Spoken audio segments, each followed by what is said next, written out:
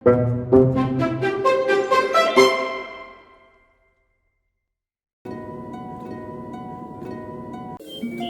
December মাস ছিল, আর শের খান সব পশুদের সাথে একটা সভা ডেকেছিল। জঙ্গলবাসীরা, এই ঠান্ডা থেকে বাঁচার জন্য কিছু কিছু নিয়ম আমাদের মানতে হবে। সকাল সকাল কেউ স্নান করবে না কিন্তু, আর কেউ যেন ঠান্ডা ফল না খায়। সন্ধ্যের পরেও কেউ স্নান করবে না। গুহায় বড়রা আগে শোবে আর বাচ্চারা পিছনের দিকে শোবে, যাতে ওদের ঠান্ডা না লাগে। যেমন আপনি ঠিক মনে করেন। তখনই হাওয়া থেকে একটা তীর উড়ে আসে। শের খান!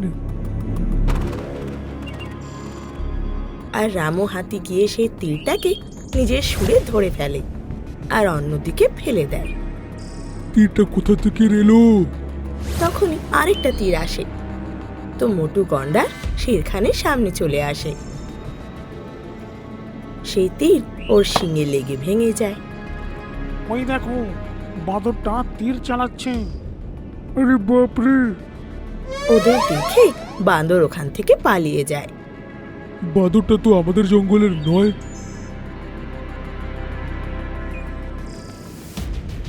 এই বাদরটা গোল্ডির জঙ্গলের শের খান। ও আপনার উপরে প্রাণঘাতী হামলা করিয়েছে। যতক্ষণ তোমরা সাথে আছো, আমার কেউ কিচ্ছু করতে পারবে না।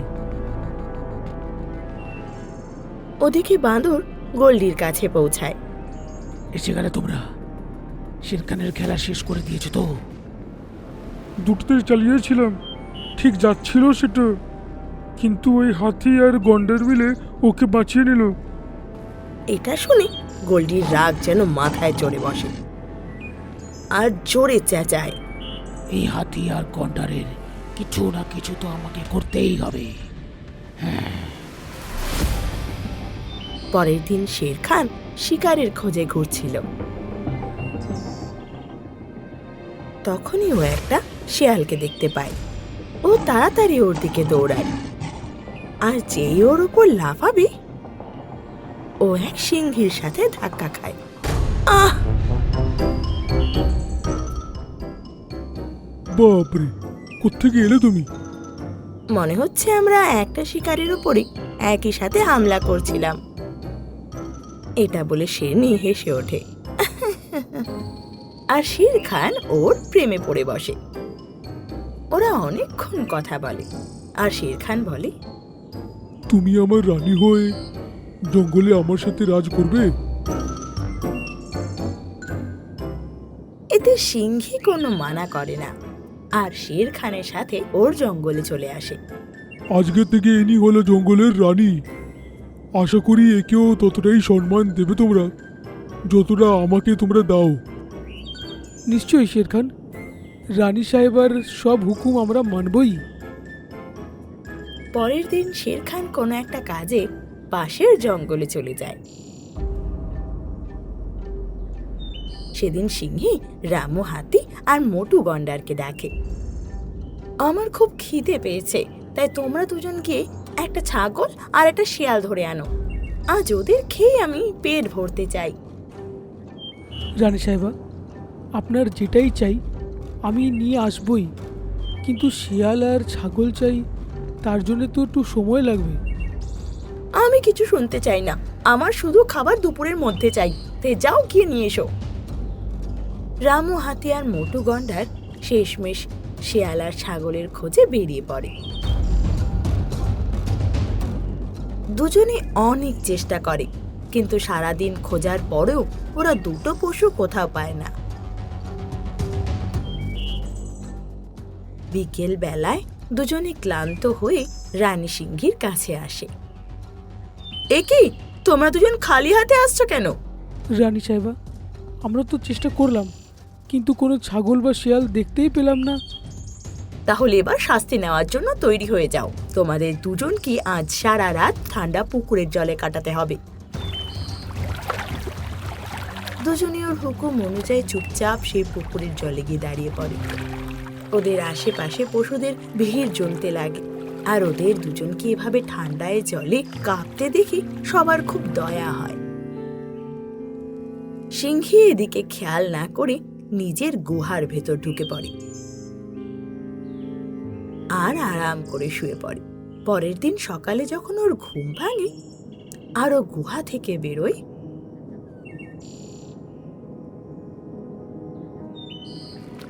তো দেখে সব পশুরাই পুকুর পাড়ে দাঁড়িয়ে আছে। রামু হাতি আর মোটু গন্ডার এখনো জলে দাঁড়িয়ে কাঁপছিল। আরে, তোমরা এখনো জলে দাঁড়িয়ে? আমার ঘুমানোর পর তো জল থেকে বেরোতে পারতে বা কোথাও পালিয়ে যেতে পারতে, তবুও জলে দাঁড়িয়ে থাকলে, এমন কেন? আপনি আমাদের রানী, আপনার হুকুমটা আমরা নিশ্চয়ই পালন করব। সেটাকে অমান্য করার সামর্থ্য তো আমাদের নেই। এটা শুনে সিংহের মনে দয়া আসে আর ও সঙ্গে সঙ্গে ওদের বাইরে আসতে হুকুম করে। ওরা দুজন জল থেকে বেরিয়ে আসে আর মাটিতে পড়ে কাঁপতে লাগে। ওদের শরীর পুরোপুরি নীল হয়ে গিয়েছিল আর ওদের হাত পা যেন আঁকড়ে গিয়েছিল। তখনই শের খানও সেখানে আসে। রামু হাতি, মন্টু গন্ডার, এ তোমাদের কি হয়েছে? জিরাফ তখন সব ঘটনা তাকে জানায়। তো শের খান সিংহীর ওপর রেগে বলে, রানী সাহেব, মানছি যে এরা তোমার কথাটা মানতে পারেনি, কিন্তু তার মানে এটা নয় যে এদেরকে এমন দণ্ড দেবে যে এদের প্রাণহানি হয়ে যাক। এবার সিংহী কিছু বলতো তার আগেই গোল্ডি সেখানে এসে পৌঁছায়। আরে বাহ, মনে হয় কাজটা মিটে গেছে। গোল্ডি, কি করছিস সেখানে?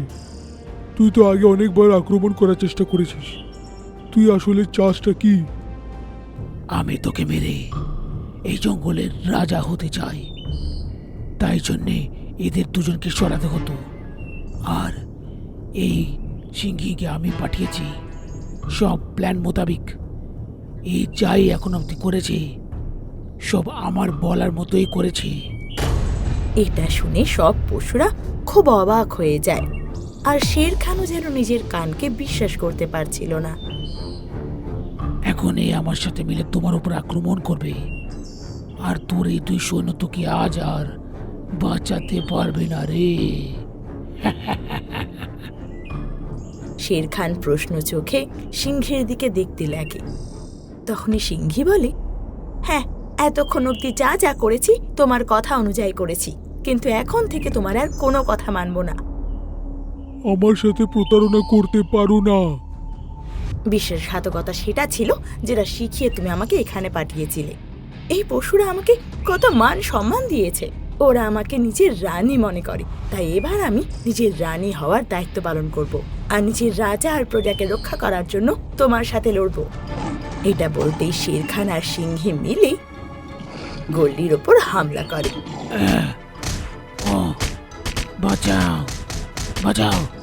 গোল্ডি ওদের আক্রমণ সহ্য করতে না পেরে ওখানেই মারা যায়। মহারানী, অনেক অনেক ধন্যবাদ। আপনি রাজার প্রাণ বাঁচালেন। এবার আমরা শান্তিতে মরতে পারবো।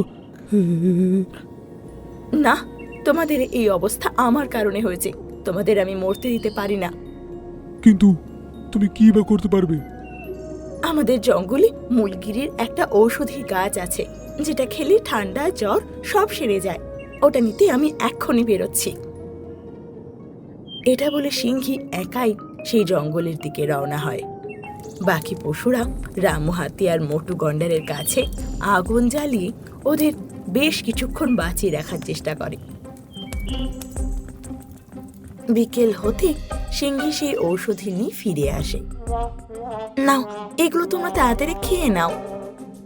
সিংহী ওই ঔষধি দুজনকে খাওয়ায়, আর ওই ঔষধি খেতে কিছুক্ষণের মধ্যেই ওদের শরীরের রং নীল থেকে বদলে আসল রঙে ফিরে আসে আর নিজেদের পায়ে উঠে দাঁড়াতে পারে। ওদের এভাবে সুস্থ দেখে বাকি পশুরাও যেন স্বস্তির নিঃশ্বাস ফেলে। আপনাকে অনেক অনেক ধন্যবাদ মহারানী। আমি তো রানী সিংহী, এটাই আমার কর্তব্য।